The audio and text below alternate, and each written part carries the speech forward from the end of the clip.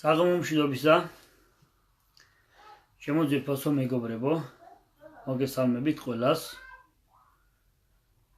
მშვიდობა სუფევდეს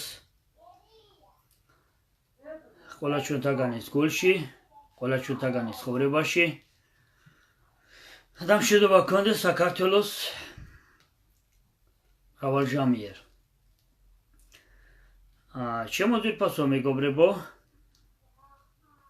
11 საათია საღამოს საქართველოს დროით 23 საათი და ცოტა გადაცდა. როგორც ყოველთვის რაღაც რამოდენიმე წუთით ვაგვიანებ ამ ბოლო დროს, ბოდიშ ვიხდი. ნიკა გაბესკირია, ჩამხდეთ ბატონო თემურ. კარგით, მოდით ბატონი ნიკა ჩავხდოთ. კარგა ხანია ბატონიკასთან არ ვისაუბრია ჩვენ. ძალიან მომწონს ამ ახალგაზრდასთან საუბარი ჩემ მეგობართან. ბატონო შეიძლება ჩვენთან ჩართო. სალამი ბატონო ნიკა. როგორ ბრძანდებით ბატონო თემურ? მადლობთ. როგორ გიგიწყოთ აბა როგორაა თქვენი საქმეები? რავი, კარგად, არამუშავთ, თქვენ როგორ არის? კარგად. კეთილი იყოს. თქვენი გამოჩენა, კარგი ხანია არ ჩანდით. ხომ მშვიდობა გაქვთ? კი, რა თქმა უნდა, კი ბატონო. აჰა, გენიერი. რაზე ვსაუბრობთ დღეს? დღეს ჩვენი სასაუბრო თემა არის ძალიან საინტერესო. ვფიქრობ, რომ დღეს გვექნება საინტერესო განსხვავებული ვერსიები. თემა არის ასეთი: ცოდნა, სიბრძნე, მონიერება, განსწავლული და განათლებული. დიახ. ანუ ძალიან ღრმა აზრის კონე თემა არის დღეს. თითქმის 5 რამ არის შიგნით ჩადებული: ცოდნა, სიბრძნე, გონიერება, განსწავლული და განათლებული. ჩვენ დღეს უნდა განვიხილოთ რას ნიშნავს გაგაჩნდეს ცოდნა, რას ნიშნავს იყო ბრძენი, რას ნიშნავს იყოს გონიერი და რა განსხვავებაა განსწავლულსა და განათლებულ შორის. და რეალურად რამდენად აზიანებს აზიანებს თუ არა განსწავლული საზოგადოება სახელმწიფოებრივ აზროვნებას და ქვეყნის გაერთიანებას ხელს უშლის თუ არა. აი ესეთი საინტერესო ქვეპუნქტები გვაქვს, ნიკა. კი ბატონო. მოკლედ, მოდი ჩვენ მეგობრებს მივესალმოთ კომენტარები. პირველი თქვენი კომენტარია, ევლალია, მოგესალმებით. ბელა სულხანიშვილი, საღამომშვიდობისა. მოკლედ, ყველას მივესალმებით, ჩვენ უძვირფასო მეგობრებო. ნიკა, კიდევ ერთხელ საღამომშვიდობისა. საღამომშვიდობისა. მოკლედ, პირველ რიგში ყველა დღესასწაულს მოგილოცავთ, რაც კი გავიარეთ და რასაც კი გავივლით, ასევე მინდა თქვა ის, რომ ბევრი კითხვა დაგროვდა თუ რატო არ ვერთვებოდით ესე ღია ეთერში, მიზეზი ისევ ის იყო, რომ ახალი წელი და მისი ესე ღირსშესანიშნავი დღესასწაულები. და ასევე იმასაც აღნიშნო, რომ დღეს 17 რიცხვი გამოცხადდა როგორც გლობის დღე და ასევე უსამძივრე თითოეულ ქართველს და საქართველოს აი ამ დღეს, რომ ესეთი ტრაგედია მოხდა ჩვენ საქართველოში და ეს არის რა თქმა უნდა გულთან მისატანი და ამაზე საუბარი, ამიტომ არ შევჩერდები ამ თემაზე და არ დავაყოვნებ ამ ყველაფერს. რაც შეეხება, მე ისევ და ისევ ვიტყვი და აღნიშნავ თქვენს გამოსვლებს, არის არაჩვეულებრივი, ძალიან კარგი. მე მომწონს თქვენი თითოეული გამოსვლა, თითოეული კომენტარი, თითოეულ იმ ადამიანზე, რომელზედაც საუბრობთ, ის ადამიანები ვართ ჩვენ ისევ და ისევ, რომელიც თქვენს ირგვლივ არის, მოძრაობს, ხმაურობს და ასე შემდეგ, ის ადამიანები ვართ ზუსტად ეხა აქ და შეკრებილები ვართ და ესე გისმენთ გულისყურით და ის თითოეული თემა, რომელიც თქვენ კი წამოიწყეთ და ლაივებში ესე პირდაპირ ეთერებში საუბრობთ, ეს არის აუცილებელი, თითოეული ოჯახი, თითოეული ადამიანი უნდა საუბრობდეს ამ თემაზე, რაც უფრო ხშირად მით უფრო უკეთესი იქნება. და მე ისე და ისე დავუბრუნდები ამ თემებს და მოდით დავიწყოთ ის ნომერი, რომელიც დანომრეთ პირველ ნომრად, მკითხეთ და აუცილებლად შევეცდები მოკლედ დიახ. მოდი დავიწყოთ ანუ ჩვენ გვაქვს 5 ქვეპუნქტი. პირველი ქვეპუნქტი დავიწყოთ. თემა გვაქვს ჩვენ ვინ შემოგვიერთე, მინდა შევახსენო რომ ცოდნა, სიბზნე, გონიერება, გასწავლული და განათლებული. ასეთი 5 ასე ვთქვათ საინტერესო სიტყვა არის, რომელიც რეალურად ძალიან საინტერესოა და ამათ შორის ესენი რაღაც კონტექსტში როგორც შეიძლება სინონიმებად არის საზოგადოებაში გამოყენებული, მაგრამ რეალურად მათ შორის ძალიან დიდი განსხვავებაა.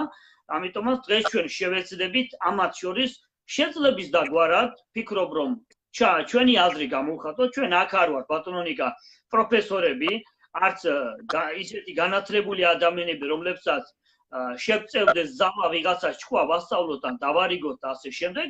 უბრალოდ ფიქრობ რომ როგორ შედგების ალამის წარმომადგენლებს მე პირადად რატომ გამიშდა აი ამ საკითხების ირგვლივ საუბრის სურვილი, იმიტომ გამიშდა რომ ფიქრობ რომ ერთ-ერთი მნიშვნელოვანი საკითხი რაც არის განსწავლული და განათლებული შორის საზოგადოება ვერ აკეთებს განსხვავებას, იმიტომ რომ საქართველოში არსებული სიტუაცია არის ძალიან ცუდი, რაც მიგვანიშნებს იმას, რომ ჩვენ ამ საკითხების ირგვლივ უნდა ვისაუბროთ. ანუ საზოგადოებას სჭირდება ფიქრი, მსჯელობა, რომ ჩვენ განვასხვაოთ ადამიანები აი სხვადასხვა კრიტერიუმებით და სხვადასხვა საკითხების ირგვლივ. ამიტომაც მოდი დავიწყოთ პირველი თქვენი აზრით რა არის ცოდნა? ანუ მე ესე ვიცი რომ ცოდნას დიდი ფასი აქვს ზოგადად ცხოვრებაში. ცოდნა პირველი რამ რაც შეიძლება ყველაზე კარგი იყოს თითოეული ადამიანის ცხოვრებაში, ცოდნა შეიძლება მივიღოთ ყოველ დღე, ამას არ აქვს დღეს და დროს მნიშვნელობა. პირველ რიგში იმას ვიტყოდი რომ აი ამ ცოდნით მარტო არ შემოვიფარგლებით, მარტო ეს ცოდნა არ არის მთავარი ამ ცხოვრებაში. ანუ მე ცოდნაში ვანსხვავებ ბევრ რამეს, ანუ ვამბობ იმას რომ ანუ არიან ადამიანები, რომლებიც ახლა ჩვენ გვისმენენ და ამბობენ რომ ცოდნა მარტო არ მოდის წიგნით, მარტო არ მოდის სკოლით და უნივერსიტეტით, ასევე ცოდნა მოდის ქუჩით. ესეც არის ისეთი გამოცდილებით ასე ვთქვათ, რომ ამ შემთხვევაში.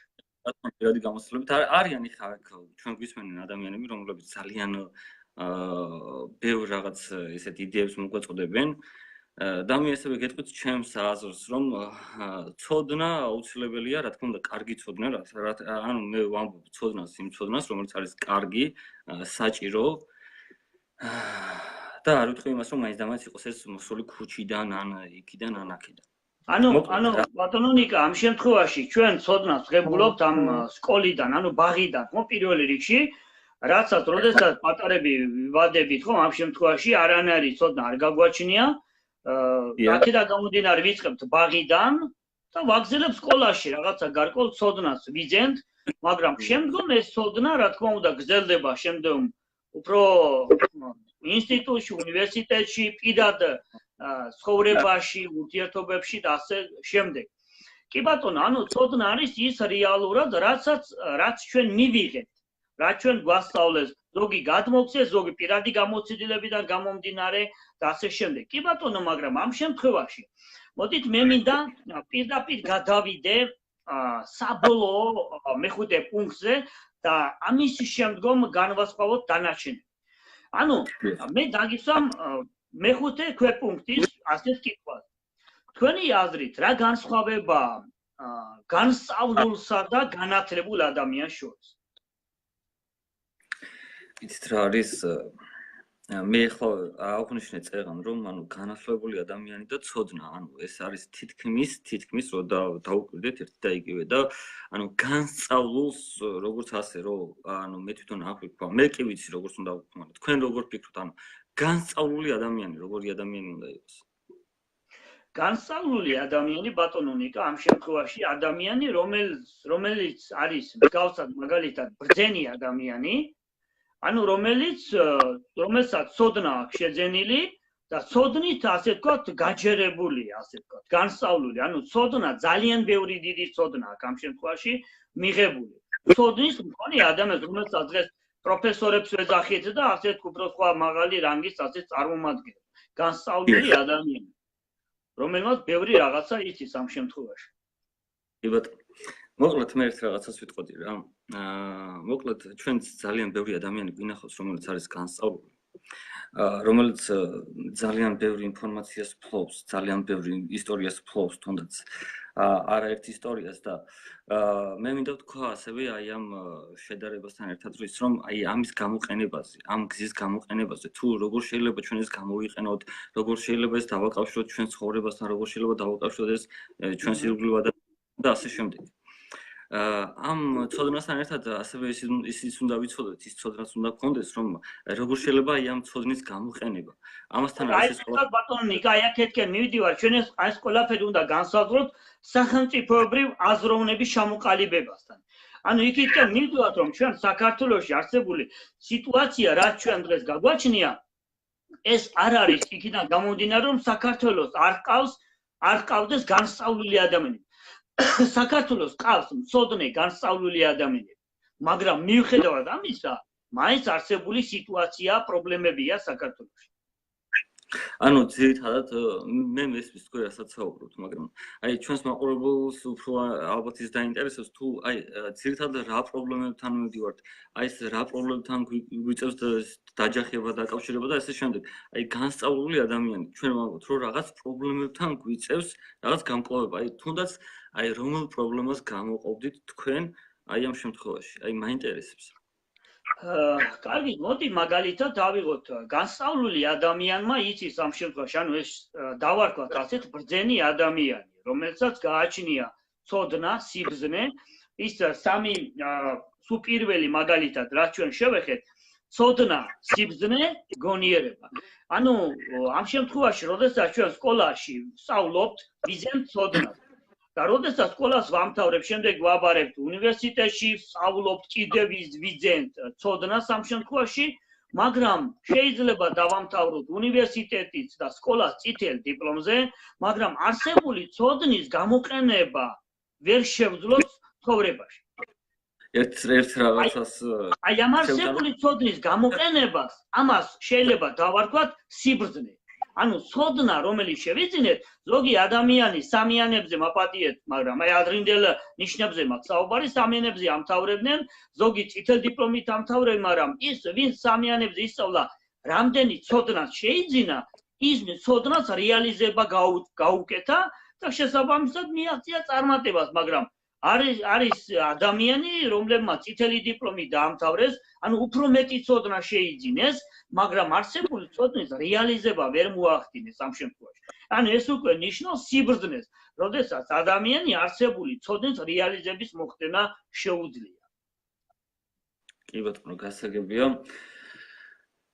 ეს არ არის ისეთი თემა, რომ ანუ მე გეტყვით, მე ყოველთვის ვცდილობ, რომ ანუ თქვა ის რაც ვიცი და ვცდილობ, რომ გამომამჟღავნო ის რაც ვიცი. აი რაც არ ვიცი, იმას არ ვეხები.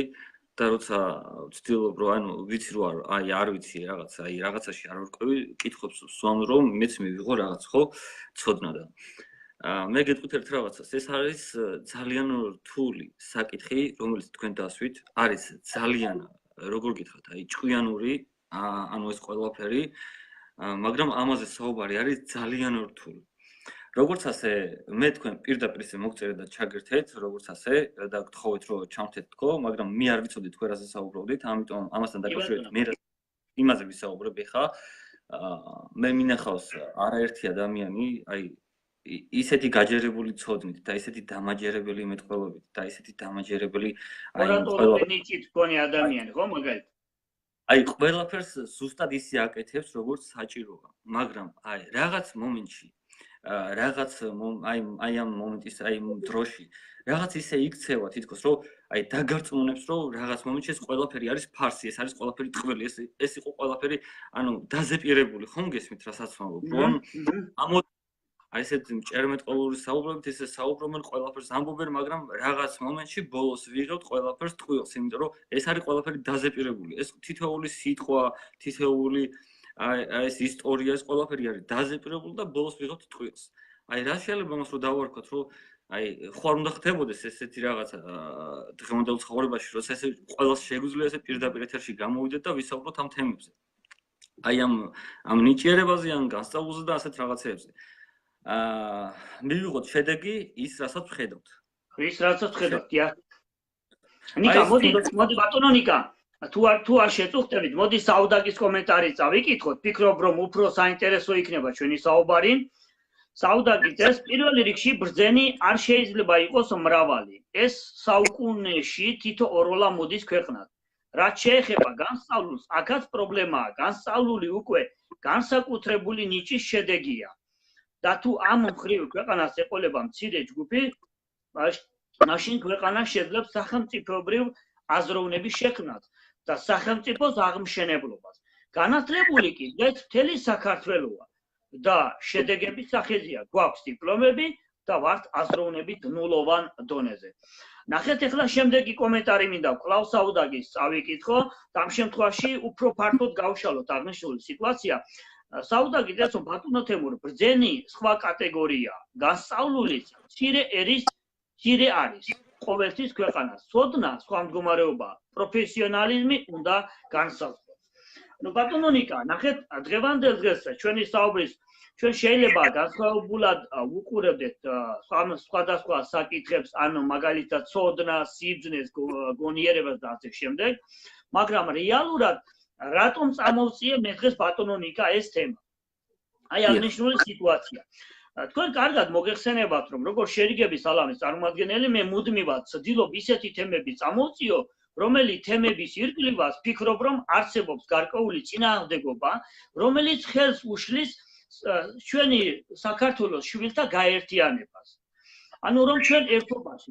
ჩვენ კარგად ვიცით, რომ ყველა ჩვენთაგანი ვთანხმდებით იმაში, ბატონო ნიკა, რომ ჩვენ გვჭირდება ერთიანობა, ჩვენ გვჭირდება ერთობა, მაგრამ რამდენი ხანია ჩვენ მიუხედავად ამ დიდი სურვილებისა, ვერა და ვერ შევძელით აი ამ ერთიანობისკენ სწრაფვა. ან თუ რაღაცა ჯგუფი შეიქმნება, თუნდაც შეიქმნას კოალიციური, თუნდაც შეიქმნას რომელიმე სხვა ასე ვთქვა ჯგუფი, ასე დიდხანს არ გასტანა. ანუ ამ შემთხვევაში ბევრი ვერ შეძლო, ასე ვთქვათ, წლები შეენარჩუნებინა ეს თავიანთი ერთობა. ამიტომ აქედან გამომდინარე, მე ვფიქრობ, რომ იმის გამო, რომ საქართველოში არსებობს ასეთი სიტუაცია, ჩვენ გვაქვს სერიოზული პრობლემა ამ შემთხვევაში ადამიანებთან, რომლებიც არიან განსწავლულები, ანუ ამ შემთხვევაში ბრძენი ადამიანები, ცოდნი ადამიანები, რომლებმაც იციან კარგად სახელმწიფოებრივი აღმშენებლობა როგორ უნდა მოხდეს, მაგალითად არჩევნების დროსაც ბევრი სხვადასხვა პოლიტიკური პარტიები მუდმივად მოდიან თავიანთი პროგრამებით. და როდესაც მათ პროგრამებს ყურადღება რომ მიაქციო, რომ წაიკითხო, ხომ რეალურად ჭეშმარიტება დევს, სიბრძნე არის, ანუ ამ შემთხვევაში ცოდნა არის, ნამდვილად თუ შეძლებდნენ ამ პროგრამების განხორციელებას, ნებისმიერი პროგრამა იფუძნება რეალურ შედეგს. ანუ შედეგია ყველგან დადებული, მაგრამ აი ამ შედეგის მიღწევა არის ძალზედ რთული. ყველასა კარგი პროგრამები, მაგრამ რეალურად ეს მიგვითითებს იმას, რომ ჩვენ არ ვყავთ განათლებული ადამიანები, ანუ განსწავლულობა და განათლებულობა, ჩემი აზრით ეს არის სხვადასხვა. აი რაში განვასხვავებ ბატონო ნიკა, მე ვიტყოდი ორივე სიტყვას და მე მოგცემ თქვენ ასე ვთქვათ, თუ არ ეთანხმებით, მე შემისწორეთ. ადამიანი მაგალითად ცოდნა, სიბრძნე და გონიერება.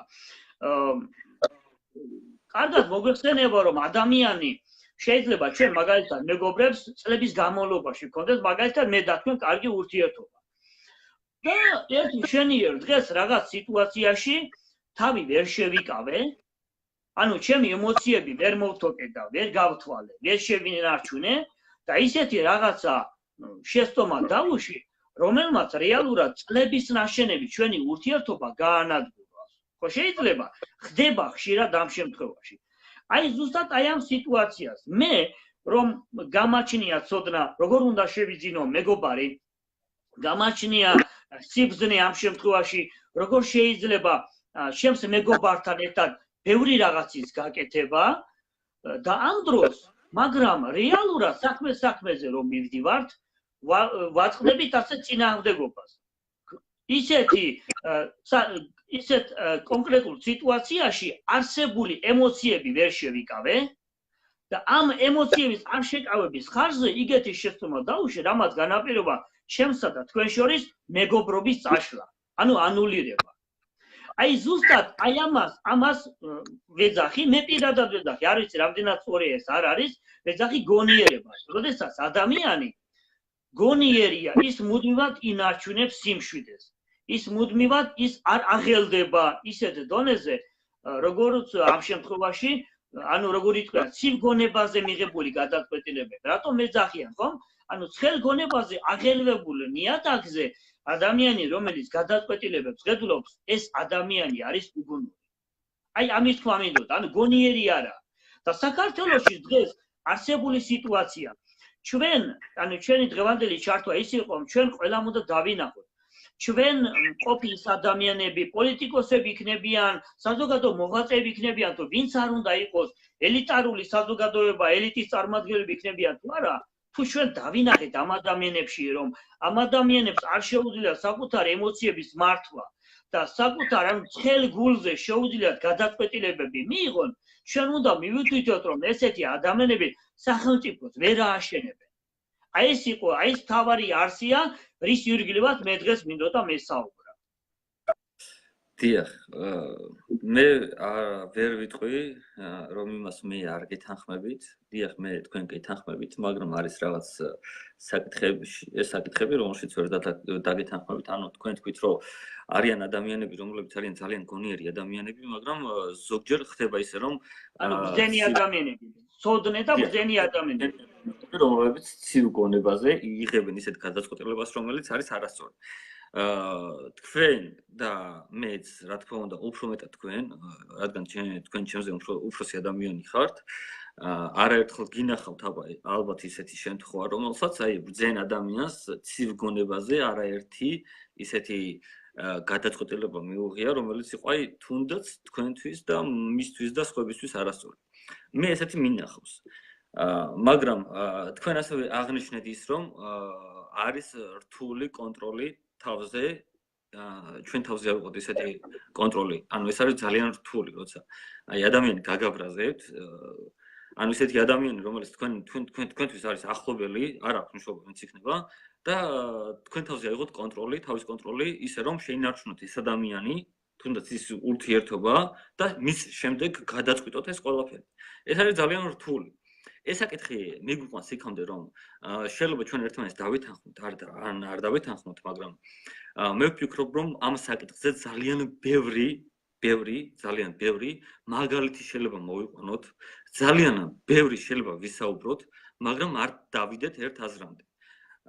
ამიტომ მე ყველანაირად შევეცდები, რომ ამ საკითხს ცოტა თავი ავარიდო, იმიტომ რომ მე არაერთი მაგალითი მახსენდება, აი ამ საუბრიდან გამომდინარე, ზოგადად მქონია ესეთი საუბრები, ძალიან ბევრი მაგალითი მახსენდება, ძალიან ბევრი ისეთი ისტორია მახსენდება, რომელიც იყო ძალიან ცუდად დამთავრებული და მე ყველანაირად შევეცდები, რომ ამ საკითხს თავი ავარიდო, იმიტომ რომ ეს საკითხი არის ძალიან რთული, ძალიან ბევრი რამ უნდა ჩაიხედოს აქ, ძალიან ბევრი რაღაც უნდა გაერკვეს აქ და ამიტომ მე ვფიქრობ, რომ ეს საკითხი არის ჩემგან შორს, იმიტომ რომ მე პირველი დადებითი რაც ვიცი, ჩემს თავში ის არის, რომ ჩავიხედო ბოლომდე, გავერკვე ბოლომდე და ჩემს საყვარელ ადამიანს, ანუ მე მაინც და მაინც თუ რამე სხვაობა იქნა, აზრთა სხვადასხვაობა, ჩემსა და თქვენ შორის, თუნდაც ხო? აი მაგალითად ავიღებ, ჩემსა და თქვენს შორის მოხდა აზრთა სხვადასხვაობა. მე ყოველთვის ვიპოვი სიმართლეს და სწორ მიზანს თქვენში და არა ჩემში. ანუ შევეცდები, რომ რაღაც ლამაზი და სწორი ვიპოვო თქვენში და არ გეჩხუბოთ, არ შეგეკამათოთ. აი ამას შევეცდები მე პირადად. და ასევე სხვებსაც ურჩევ, ჩემს მეგობრებს, ჩემს ახლობელს, ნათესავებს და ასე შემდეგ, რომ ანუ ყოველთვის ამ კამათში ვიპოვოთ არა მარტო თქვენში. თქვენ ხო მითით, რასაც ამბობთ და რასაც ყველაფერს აი განიცდით, მაგრამ ეცადეთ, რომ მიიპოვოთ სხვაში რაღაც კარგი რაღაც 1% მაინც რომ რაღაცაზე შეთანხმდეთ და შემდეგ აი ამ სიტუაციიდან გამოხვიდეთ. შემიძლია მე აი ამას ვფიქრობ, სხვას მეც ვერაფერს ვერ ვიტყვი. მოდი თუ შეიძლება რომ ეს კომენტარები წავიკითხო, მე ძალიან მაინტერესებს რას წერენ. ბატონო. შეიძლება რომ კი, წაიკითხეთ და შეგიძლიათ კომენტარები გააკეთოთ ამ შემთხვევაში. იგი მე ანუ მადლობა რომ ამის უფრო მომეცით და ეხლა მე წავიკითხავ პავლიკა მაგაზინძის კომენტარს ჩემი აზრით გონიერი არის ადამიანი რომელიც არის საკუთარი საქმის კარგად მცოდნე და აქვს მაღალი პასუხისმგებლობის გრძნობა აი თუნდაც ერთ-ერთი კრიტერიუმი იმისა რომელიც თქვენ დაახასიათეთ სწორად აღნიშნა ბატონო პავლიკამ რომ ბატონო პავლიკა რომ ანუ მე მომწონს ეს სიტყვები ჩემი აზრით გონიერი ადამიანი არის რომელიც არის საკუთარი საქმის კარგად მცოდნე და აქვს მაღალი პასუხისმგებლობის გრძნობა აი ზუსტად ეს პასუხისმგებლობა უნდა გქონდეს ჩვენ თავზე აღებული რასაც ვაკეთებთ ხო ანუ ის გრძნობა და ის პასუხისმგებლობა რომ აი ჩვენ გადაწყვეტილებას მივიღებთ და აი რის ხარჯზე ვღებულობთ ამას და შემდეგ რას მივიღებთ ჩვენ აი სწორედ იმას ვამბობდი რომ ანუ უნდა ვეძებოთ ერთმანეთში რაღაც დადებითი და არ უნდა ვეძებოთ რაღაც ის სულ უარყოფითი რაღაც რომ აი ეს ადამიანი ამას აკეთებს ეს ადამიანი იმისია ამისტია ამაზე გქონდა თქვენ ერთხელ მე მახსოვს რაღაცა და აი სულ ვიღაცას მივაწყერთ სულ ვიღაცას რაღაც მივაკუთვნეთ და შემდეგ ამას აი ამ გულგრილობას ყველაფერზე გადავიტანთ ამ ადამიანზე და ну მოკლედ ესეთი რთული შემთხვევები გვინახავს არა ერთი მე მინახავს საარჩევნო ერთი ნამდვილად აღარებულ ამ შემთხვევაში ესე იგი საუდაკი არასამთავრობო ორგანიზაცია მე ხედავ რომელიც ესე აქტიურობს და მაინტერესებს რას წერს ჩინეთის იმპერატორი ქვეყნის სახელმწიფოებას ბრძენთა ბერების გუნდი ყავდათ და მათი პროგრამით მოქმედებდნენ თავად იმპერატორები იყვნენ განსწავლულები ანუ ანალიტიკის მქონენი ასევე მუსაობდა განათლებულები რომლებიც ქმნიდნენ სახელმწიფოსთვის საჭიროებებს დღეს ვხედავთ რომ ჩინეთი არის სერიოზული სახელმწიფო ამ გიგანტ ქვეყნად არ ვიცი თქვენ ეთანხმებით თუ არა მაგრამ აი საუდაკი ამ შემთხვევაში ეს წერს რეალობას მე მაგალითად ამ ადამიანს ვეთანხმები ვინც ამას წერს რომ დიახ თქვენ აი ხედავ რომ აუცილებლად ანუ აღნიშნავ ამას რომ ჩახედული ხართ ამ საკითხში როგორც ხედავ ძირფესვიანად და აღნიშნავთ იმ ხელჩასაჭიდს რომელიც ეხლა მე წავიკითხე მე ძალიან მომეწონა დიახ და დანარჩენი თქვენ განაგრძეთ მე ძალიან მომეწონა ამ ადამიანის ეს ნაწერი ბოლო ნაწერი საუდაკის და კარგია აი ნუ რა შეეხება ნახეთ ეხლა საუდაკი წერს რომ ჩინეთის იმპერატორები ქვეყნის სახელმწიფობრიობას ხომ ანუ იმისთვის რომ ქვეყნის სახელმწიფობრიობა ყოფილიყო ძლიერი ამისათვის მათ ყავდათ ბერების გუნდი ანუ ზოგადად ნახეთ ბერების დანიშნულება რა იყო ანუ ბერები იყვნენ ისეთი ადამიანები რომლებიც რეალურად საკუთარი ემოციების მართვის უნარი გააჩნდათ ნახეთ რატომ არის ამ შემთხვევაში ეს კონკრეტიკა ამ შემთხვევაში მინდა გამოვყო ადამიანი აი ნახეთ პირველ რიგში ავიღოთ ასეთი რაღაცა რამდენადაც კარგად მართვა არ ვიცოდეთ ჩვენ მანქანის ანუ ავტომობილის მართვის რამდენადაც კარგად არ უნდა ვიცოდეთ ნასვამ მდგომარეობაში როგორც კი ჩვენ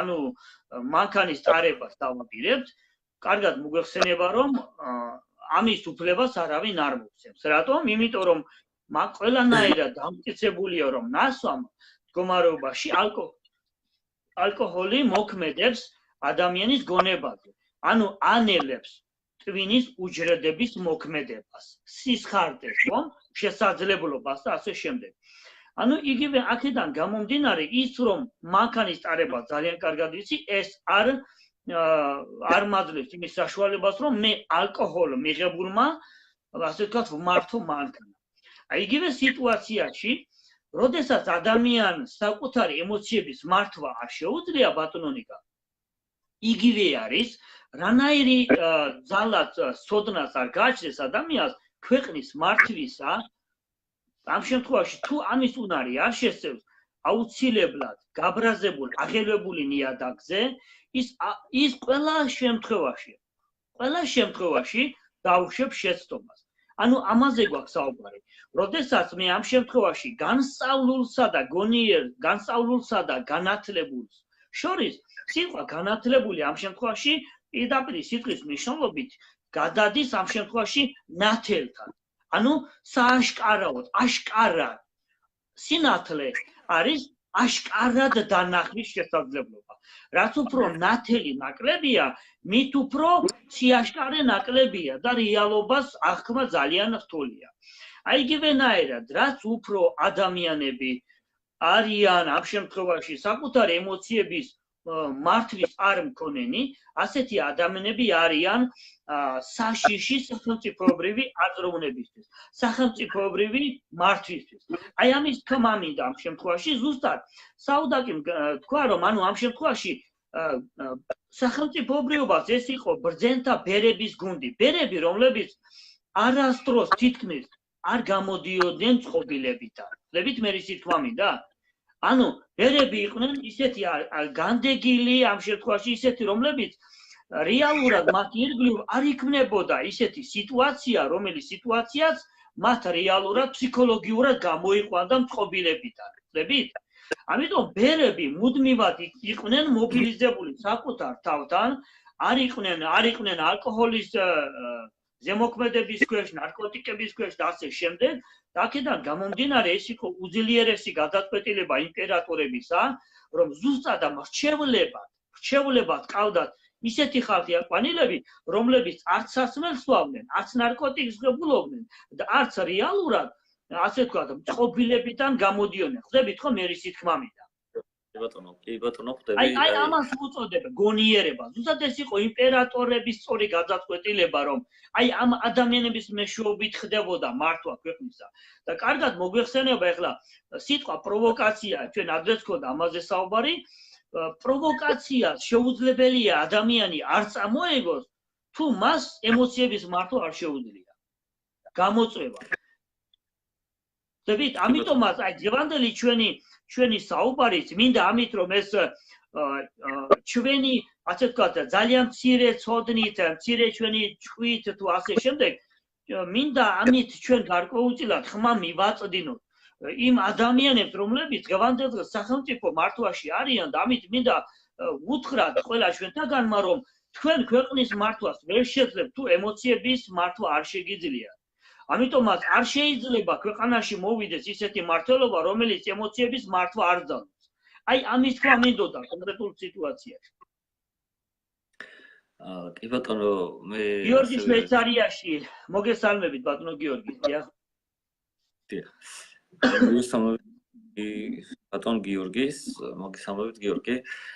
მოკლედ კარგად ჩამოვაყალიბეთ, როგორც ასე რთულია, როცა ენდო ადამიანს და ესაუბრო ადამიანს, რომელსაც თავისი გონების მართვა არ შეუძლია. კი ბატონო, ანუ ჩვენ კიდე კომენტარებს რაც უფრო წავიკითხავთ, მით უფრო უკეთესი იქნება, მაყურებელს ყურადღება უნდა მიექცევთ.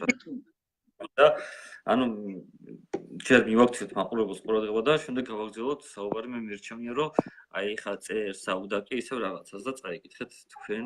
მოდით, აი საუდაკი წერსო ბატონო თემურ, სწორ კომენტარს აკეთებთ ამ შემთხვევაში. დიახ, ასე იყო და ამიტომაც იყო ფასეული ბერების არჩევა. ისინი ბრძენი იყვნენ. ანუ ამ შემთხვევაში ფიქრობ რომ გონიენ, ანუ ბრძენი გონიერი ვერ იქნება თუ ბრძენი ვერ იქნება. ხდებით? ანუ ბრძენი არის ცოდნე, გონიერი არ ნიშნავს, რომელსაც არაფერი არ იცის. ანუ არსებობს ცოდნის შეძენა, ამ ცოდნის გამოყენება და რეალურად საბოლოო პიკი ასე ვთქვათ, როდესაც ემოციების გარეშე ადამიანი მუდმივად შეუძლია საკუთარ ემოციების მართვა. აი ამას ვეძახი ყოველ შემთხვევაში ჩემი მხრიდან ამას ვეძახი გონიერება.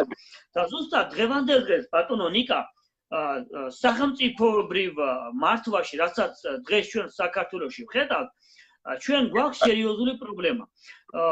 სხვადასხვა ინსტიტუტებში, თუნდაც პრეზიდენტის ინსტიტუტი ავიღოთ, თუნდაც საპარლამენტო და ასე შემდეგ, რეალურად ყველა ინსტიტუტს აქვს ამ შემთხვევაში თავიანთი მრჩევლები.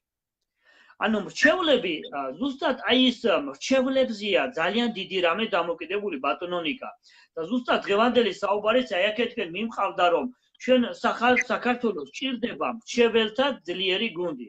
მრჩევლები რომლებიც ემოციებით არ იქნებიან მართულები.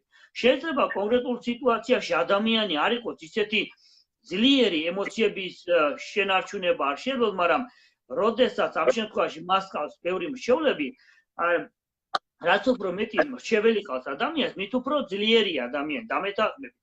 ხო ამ შემთხვევაში.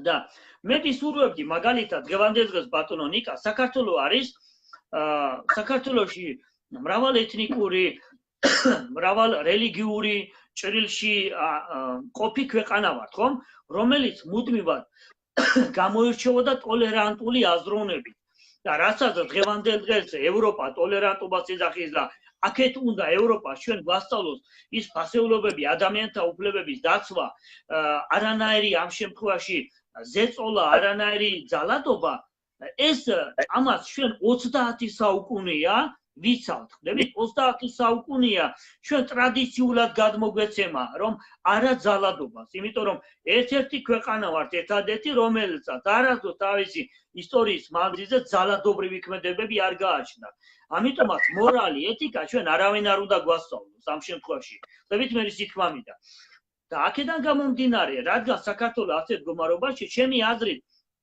პრეზიდენტის ინსტიტუტს და ასევე სხვა ასეთ სახელმწიფო მართლად ინსტიტუტებში აუცილებლად უნდა იყვნენ ყველა კატეგორიის ადამიანების წარმომადგენლები როგორც მრჩევლები უნდა ყავდნენ მრჩევლები ყველა ეთნიკური ყველა სხვადასხვა რელიგიური აღსარებლობის მწამსისა თუ რომელიმე კუთხისა ყველა ადამიანი უნდა ყავდეს როგორც მრჩეველი რომ ყველას უნდა ეკითხებოდეს ხვდებით მე ისი თქმა მინდა იმიტომ რომ რაც უფრო მეტი განსხვავებული აზრია, მით უფრო მეტი შესაძლებლობა სწორი გადაწყვეტილებების მიღებაში. მაგრამ როდესაც რეალურად დღეს ქვეყანა მხოლოდ განსწავლულობაზეა გადასული და არა განმანათლებლობაზე, ხვდებით მე ისი თქმა მინდა? აი ეს არის არსებული პრობლემა დღევანდელ დღეს. ნაირად ანელია საღამომშვიდობისა. აი თქვენ ეს რასაც ამბობთ, თუნდაც აი თქვენი სიმართლეთ ეხლა რასაც თქვენ სჯელობთ სწორედ შეუძლია ესე იმსჯელოს პრეზიდენტმაც პრემიერ-მინისტრმაც ნებისმიერ შეუძლია ესეთი მსჯელობით იმსჯელოს ხო და მეთანხმებით რა თქმა უნდა ადამიანები გვაქვს აზრთა სხვადასხვაობა მაგრამ ნებისმიერ შეგვიძლია რომ ესე იმსჯელოს დიახ ვამბობთ რომ საჭიროა იყოს რომ მრჩევლები მაგრამ მე თუ მკითხავთ ჩემი აზრით, არ ვიცი. აი ამის გამო შეიძლება ძალიან ბევრი გამიბრაზდეს, აი ამ ხარასაც ვიტყვი, აი ამის გამო შეიძლება ძალიან ბევრი გამიბრაზდეს. ძალიან ბევრმა შეიძლება რაღაც ცოტა ისეთი დამოკიდებულება მიიღოს ჩემს მიმართ, მაგრამ მე ვიტყვი რომ მე პირადად, თქვენ პირადად არ ვიცი, მე ესე აღვიქვამ, რომ მრჩეველი არ ჭირდება იმ ადამიანს, რომელიც დარწმუნებულია თავის საკითხში, დარწმუნებულია იმაში, რომ თავის ქვეყანას, თავის ოჯახს და ასე ახლობელს მოუტანს ძალიან კარგ სიკეთეს და არ ჭირდება მრჩეველი. მე ვიტყოდი იმას, რომ ზუსტად ალბათ ჩემი აზრით ის მრჩეველი უბნებს გზაკვალს, ალბათ კიდევ სხვისგან არის დამოკიდებული ის მრჩეველი, კიდევ სხვაზეა მიმაგრებული ის მრჩეველი და შეიძლება გზაკვალს ურევდეს თუნდაც მაგრამ ჩემი აზრით არ არის საჭირო ეს საჭირო არის მხოლოდ ერთი რაღაც ის რომ გამოძრავებდეს და მოქმედებდე მხოლოდ იმისთვის რომ კარგი მოიტანო შენი სამშობლოსთვის, შენი ოჯახისთვის და შენი მეგობრებისთვის. ანუ ეს არის ყველაზე მთავარი. და რაც შეეხება მრჩეველს, ჩემი აზრით დღესდღეობით მე როგორც ვხედავ და აღვნიშნავ, თუნდაც ის მაღალჩინოსანი პირები ვინც არიან,